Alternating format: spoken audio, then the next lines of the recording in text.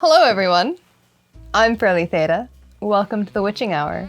Tonight, we're getting wild with the astrology of Joe Exotic.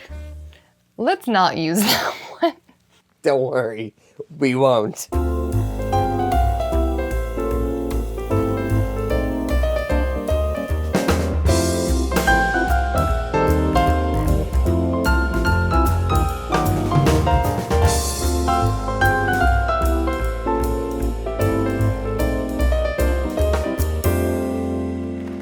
No, I was gonna ask how I looked. Oh, So how do I look? appropriate. Thank you. Appropriate for what? Perhaps the most shocking is that this was actually in my closet. But not together. This is not breathable. No. This is not breathable. Do you want to take it off? I got this at the thrift shop, and I suspect that the old lady died of heat stroke. This is not for Boca. No. No, it is not, nor is it for Oklahoma. You look fierce. You can take the girl out of Jersey, but at the end of the day, you can't take the Jersey out of the girl. That's great. Is that from your collection? This is from my collection. This was actually my great-grandmother's. It's very vintage, which is why the lining is falling out. But yeah, it's not remotely real. It's very fake, and very, very old. So It's beautiful. thank You you. look Fierce. Thank you. I tried to do my Carole Baskin's makeup, which is to say lined like 3/4 of the way around to make my eyes look as fishy as possible, but it ended up like this, so. I just did my eyeliner like I did when I was a teenager. Secretly in the bathroom. What? I just realized there's stripes on your tie. Yeah. I did not realize that before. I put the whole ensemble together. You did. I know what I'm doing. It's very, I think Prince could pull this off. Oh, Prince could totally pull that. Prince could pull anything off, though. Yeah. Prince could pull that off and be wearing stilettos, and no one would question it. I see empty glasses in front of us. Yes, so we're gonna be making the lion cocktail.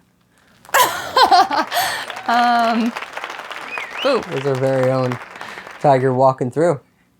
yeah. Exotic beasts. Is this the man you married? No, it is not. No? No. Let's make a lion cocktail. Ooh. Cocktail shaker, please. For this cocktail, we need fresh blueberries, mint leaves. Can dogs eat mint? Yeah. Well, do your stuff. It looks like she's had a really wild night. And now we muddle. Muddle! Oh, this is a pleasant sound. I hope my mic is picking this one up. You want to lick this so bad, right? I do too. Doesn't this belong under your pillow?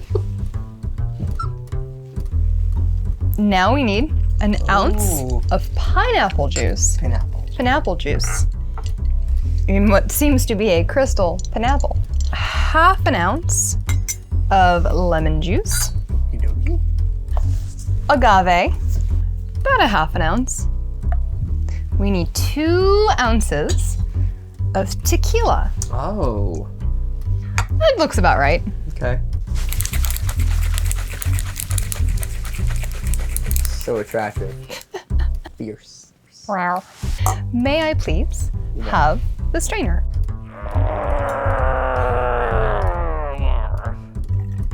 Ooh. So the jalapeno doesn't go into It goes in after. So we need 3 discs. Sugar and strawberries. Sardines on the sneakers. Is tropical. Ooh. Mm-hmm. Ooh. It's tropical, but it's still fresh. It's not like overly tropical. Excellent. Very good, right? It's dangerously good, though. Yeah, I know. do. We have a ghost pepper salt. All right, so here's what we're going to do. Towards the end of this video, Yeah. we're going to make a lion, but we're going to make it angry. Oh. An angry lion. An angry lion. We're going to put the Jamaican hot pepper and a ghost pepper salt rim. ghost pepper salt rim. And then, I'll be fine with that. then you're going to rush me to the hospital. Which will be full and won't be able to take you. What do you think Joe Exotic's sign is? I don't know. I have a couple theories.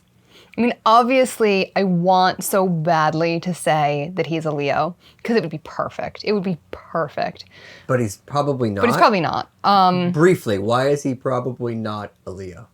I think that his allegiances are a little bit off. He seems to switch sides a little too often. You know, think about like, he starts off very much about the cats, and everything he does is about the cat. And even like, you know, he goes to these bus stops and just like hires people off the, you know, buses from rehabs and jails and everything. But then like when it becomes inconvenient for him, he doesn't seem to treat them very well. He uses the cats for money when he knows like he started originally speaking up against that. I think a Leo would be a little more steadfast. And a little bit more passionate about their original cause and the family that they build around them. So I want to say Leo because that would be amazing, but I don't think so. So what do you think? You think Aries, Pisces, cusp? Okay, so the reason I want to say that it's the cusp is because he's got a lot of drive. He's got a lot of forward momentum there. And that would be Aries? And that would be very Aries. What are you doing? What are you doing? Oh, here comes Opal. See, we're going to make our own joke. Oh! I can see the appeal. Of big ones? Of big ones. Oh my God. But, like, if she was larger, we could be dead by now. What's your guess? If I'm going with Aries, Pisces cusp, it's somewhere around the middle of March. You have March 5th? I have March 5th. Would still be Pisces, but less cuspy. He's got Mercury, Saturn, and Venus in Aquarius, which would be very unconventional methods of identifying and very unconventional lifestyle structures. But he has Mars in Leo. Oh. And if I want to be that astrologer and get really literal, he could be sexually attracted to big cats. It's the power. It's the glamour. If he was in fact born on the 5th, then he has his moon in Cancer, which is someone who feels incredibly deeply and someone who really does need a safe place to come from. He is a passionate guy. He's passionate, and that would be more moon in Leo territory. Oh, okay. But, like, you know, there were plenty of scenes where, and in fact, I think the jury in his case said something like they mentioned his husband who passed away, and the waterworks just happened. And they were like, I didn't buy it, it came on too quick. If he does have a Cancer moon, would be totally in line because he has incredibly deep emotions. And he also has incredibly intimate emotions. I don't have his birth time, so I can't tell you where this all occurs, like in terms of the house structure, but he has what we would call a grand water trine in his chart. His sun, Neptune, and his moon are all trine in water signs. So the moon being in Cancer, his sun being in Pisces, Neptune is in Scorpio. Neptune can dissolve things a little bit, and it can also point to addictions and places that we have weaknesses in, like escapism. Like, it's really no wonder that he amassed the number of public relationships that he did at the same time. Not to say that everyone who's polyamorous is escaping, whatever, just specifically his case. And we know that he had drug background and all of that. Neptune in Scorpio could be someone who turns to sex as an escape, someone who is addicted to that intimacy, or uses the sex to detract from intimacy to keep themselves at arm's length with someone. However, the fact that it trines his moon and sun tells me that he's being totally upfront about how he feels about these relationships, but he is absolutely using them to escape something else. Joe Exotic seems like a pretty upfront guy. Well, it's interesting because there's a lot in his chart that would indicate that he's not upfront. However, I say that as he's deeply emotional, and I think that we as other human beings tend to off-right emotions, like... Off-right? Off-right. They tend to off-right emotions. I think that when we're presented with very bare emotionality, we go, no, it's an act. So he could be totally... I didn't watch that and think it was an act. I mean, I thought, yeah, okay, maybe he's amping it up a tad, but I believe that he's a passionate guy. He's got his Mars at 6 degrees of Leo in retrograde, and he's got his Venus at 1 degree of Aquarius. Aquarius and Leo are opposing signs. So that means that there's a lot of similar energy, but they present in directly opposite ways. Venus being the way that we identify in relationships, it's the like romantic, receptive love energy. And then Mars being the active, passionate, like sexual energy. It's the more masculine love energy. Those being at odds. Venus in Aquarius is an interesting placement because Aquarius is a little more conceptual. It's a little bit more heady, and Venus tends to be more of an emotional planet. So those don't always mix very well. And when Venus is in Aquarius, it tends to present in very unconventional ways. People with Venus in Aquarius, I've seen a lot of polyamorous relationships. I've seen a lot of like genderqueer relationships. I've seen a lot of just generally relationships that don't fit into the box. Mars in Leo would be a very seductive, bold energy. Those kind of juxtaposed like that would probably come off as a very strangely passionate person. Someone who is like out there in your face all the time. Hello. But it's not the emotional energy. The emotional energy is all kind of behind the scenes, minus his sun, which is in Pisces. But that, you know, I think anytime the sun's in Pisces, you have this kind of cloud of confusion that surrounds it where you really don't know if this person is what they say they are or if you're just seeing something, and that's that Neptune influence. There's a lot of opposition in his chart, which wouldn't be necessarily manipulation so much as confusion, even within himself. This tug of war of energies, and it's a matter of what you attune to at the time. He has his North Node, which as an evolutionary astrologer is like my foremost go-to in a chart.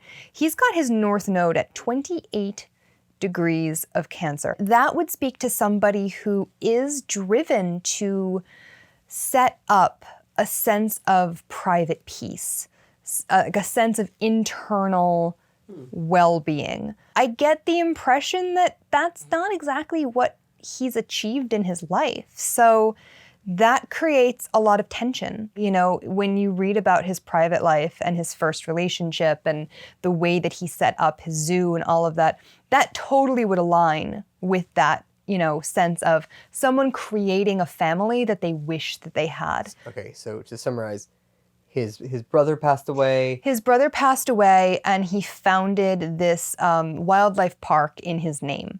Whether or not his brother actually would have wanted this wildlife park is up for speculation, but he founded this wildlife park using some of the money that his family got as a settlement for the wrongful death of his brother.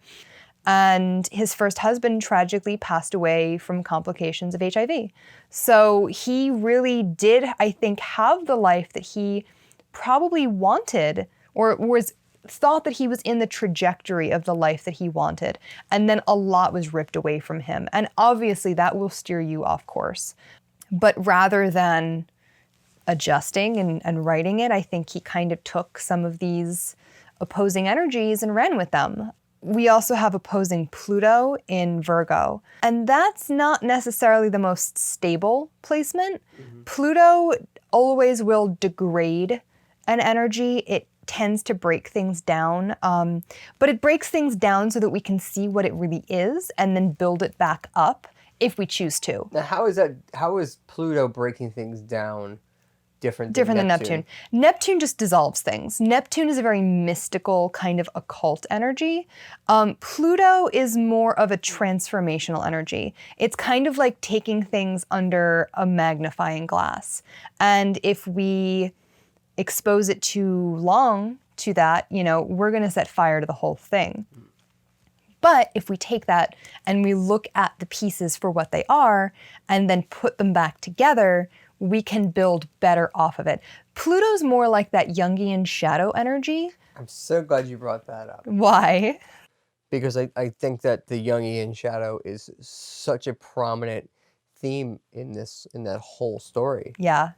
About just that darkness coming out of seemingly everyone. Because it's in everyone. It's in everyone, and if you're not conscious of what it is, it just takes over and it becomes you, and you become the worst possible version of yourself. And I think everyone in this story became the worst possible versions of themselves. We're going to talk about Carole Baskin, and we're going to make this angry. Oh boy. Okay. What kind of peppers are those? This is a Jamaican hot pepper. The average jalapeno is about 7,000 Scovilles, where these begin at 100,000. Ghost pepper sea salt. All right, here we go. Here we go. The ghost pepper's on the rim.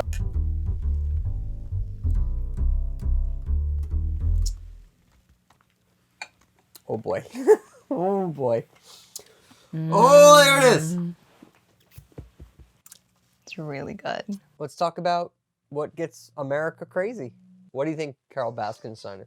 She could fall along that Taurus Scorpio axis because she obviously is very money driven and clearly will do some underhanded things to get it.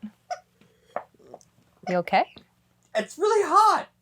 Well, she's a Scorpio if I've ever seen. I don't know if she's a Scorpio necessarily. Like, she could be.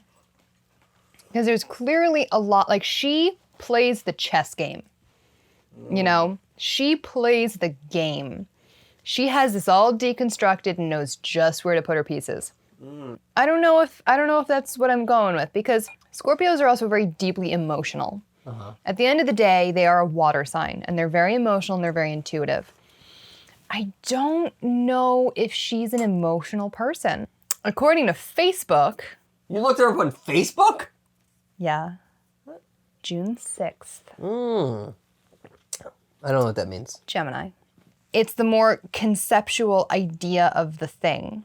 And also, she knows exactly what to say to the person she's talking to at the time. She knows exactly what you want to hear from her. Okay.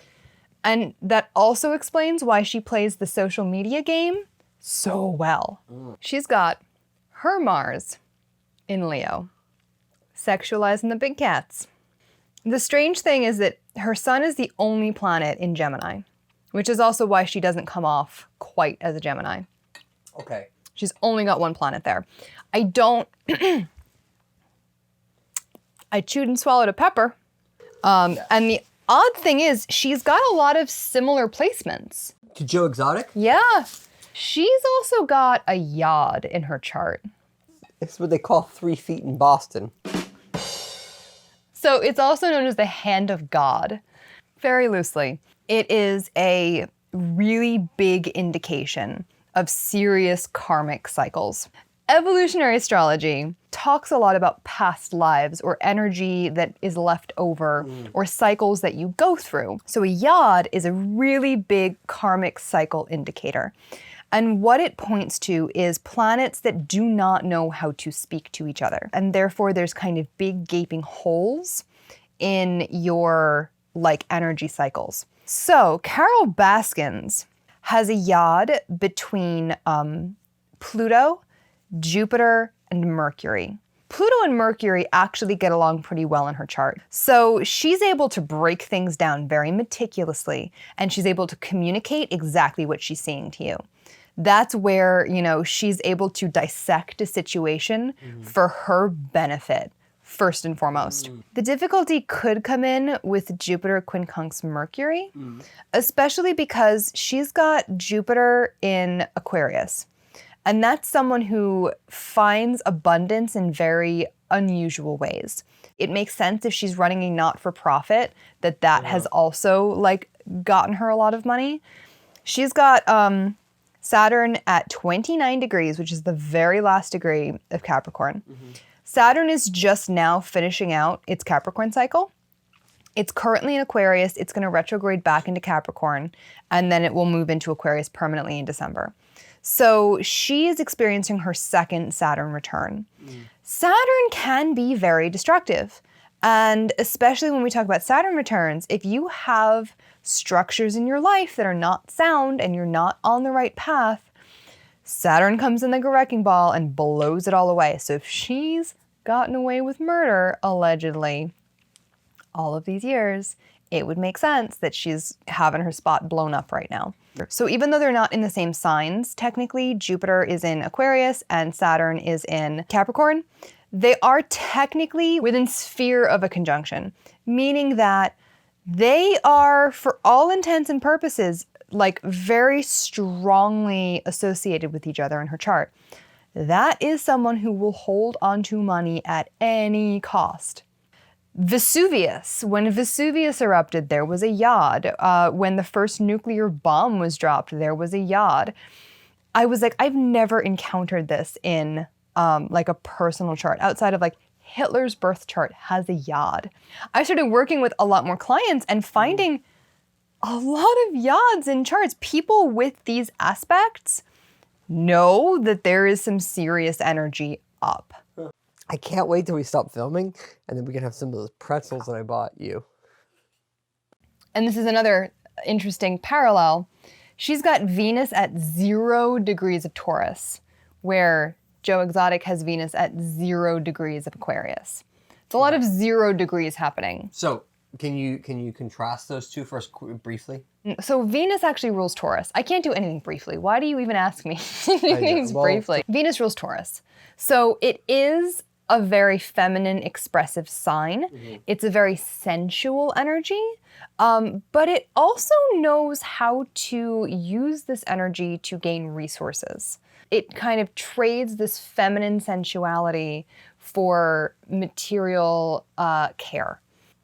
She has hers at 0 degrees of Taurus, which is someone who expresses this very feminine sensuality and yet can transition this into material care of herself.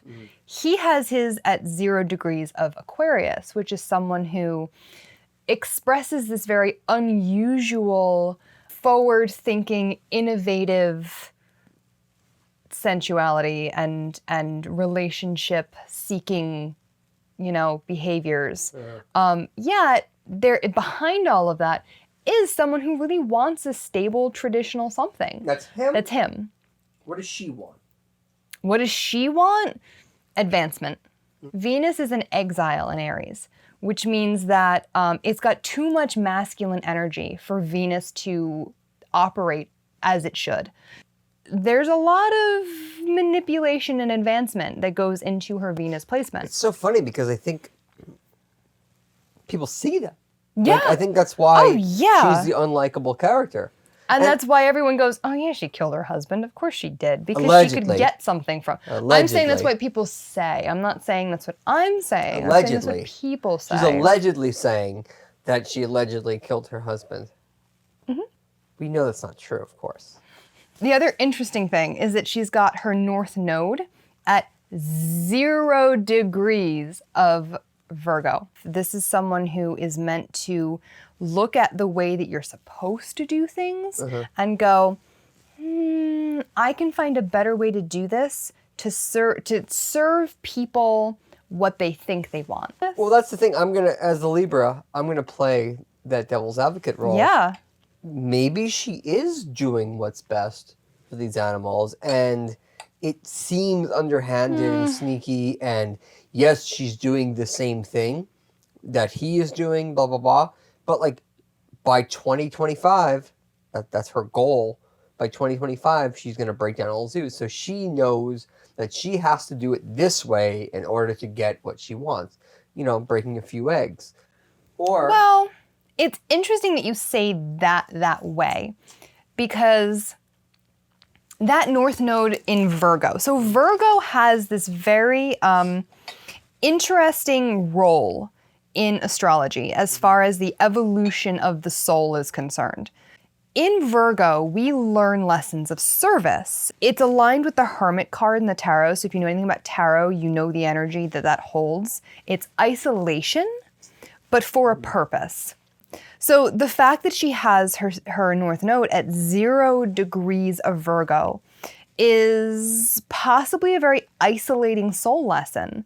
So it's totally possible that, and again, because her North Node is at 0 degrees of Virgo and her Pluto is at 5 degrees, that is within sphere of a conjunction, which would make it part of the yod.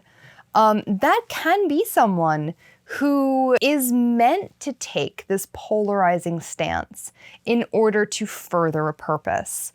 I'm not saying it's the best way to further that purpose. It's just the way that her soul is expressing that purpose from an evolutionary standpoint. So are you saying possibly she's the good guy? I'm not saying that because I'm also not saying that good and bad exist in all of this. You know, this is two different expressions of possibly the same goal. You know, we can align ourselves with different personality aspects. If I was to look at these two charts completely objectively, and obviously I can't because I've seen them, Joe Exotic's chart is the more sympathetic chart. It's the chart that I look at and go, oh, this looks like a fun person. There is nothing warm or sympathetic about Carole Baskin's chart. It's really alienating. And I would definitely, if she was a client of mine, I would look at that chart and go, oh, I don't want to have this conversation with her.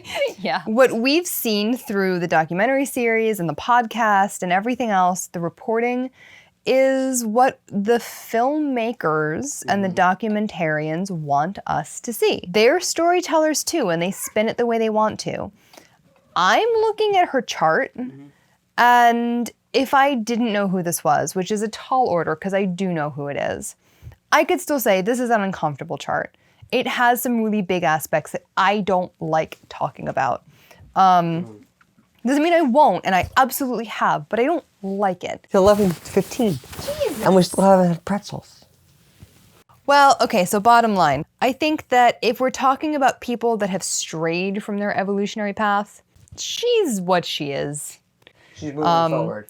She's moving forward, God help her. He's the one that seems to have deviated from his path, and maybe that's because he absorbed some of that energy in a really destructive way for him. They do have a lot of similar placements, oddly, because they were born in totally different parts of the year. It's unusual, and he definitely found his weird nemesis to be fought, but rather than using that to propel him forward, I think he kind of used that to stall himself out. That's the tragedy. That really is the tragedy. If there's a takeaway here, it's that. It's that he had a lot more potential than we're probably going to see from him in this lifetime. So who wins here? Netflix wins.